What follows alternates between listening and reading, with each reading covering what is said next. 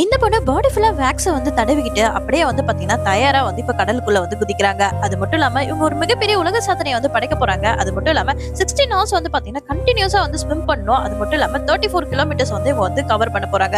இப்படி இருக்க சமயத்துல இது வந்து நியூஸ்ஃபுல்லா வந்து பரவுது. அங்க இருக்கக்கூடிய மீடியா பீப்புள்ஸ்லாம் வந்து பாத்தீங்கன்னா இவங்களை பின்தொடர்ந்துட்டே வந்து வந்துட்டு இருக்காங்க.